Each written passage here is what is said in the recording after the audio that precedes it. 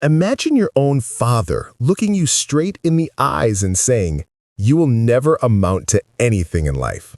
What would you do? Cry? Give up?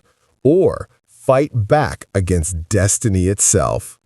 This is the shocking story of Chidi, a boy once rejected, mocked, and abandoned, who later returned as a millionaire boss of his own company. Stay tuned because the ending of this story will leave you speechless. My name is Chidi, the first son of Ogbonna from Imo State. I will never forget the day my father looked into my eyes and told me, "Chidi, you will never amount to anything good in life."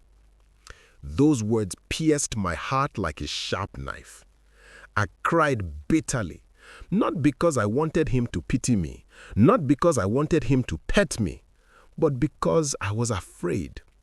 Afraid that his words might truly come to pass if I did nothing about my life. My tears poured down like a running river. My eyes turned as red as hot pepper, and my face swelled up with pain. That day, I felt like the whole world had turned its back on me. Growing up with a twin brother made things worse. His name was Chima.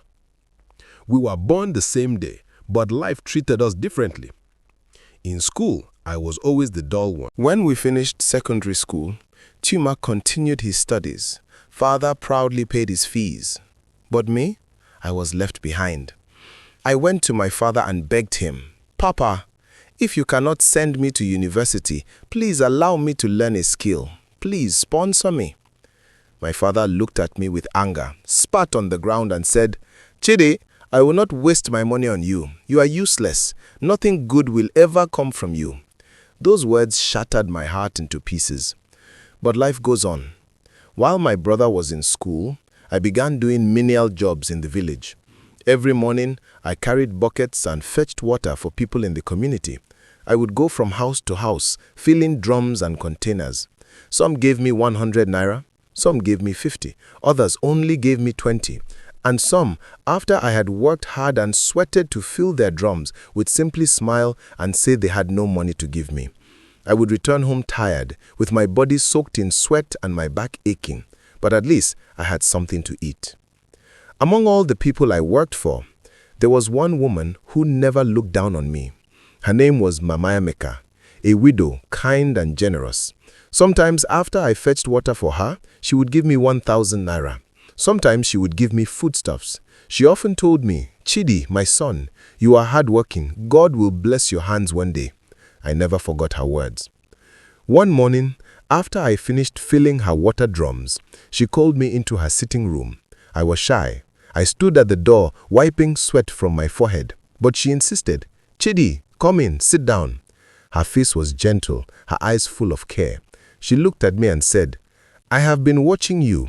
You are hardworking, humble and respectful. If you get the chance to leave this village and go to Lagos, will you take it?"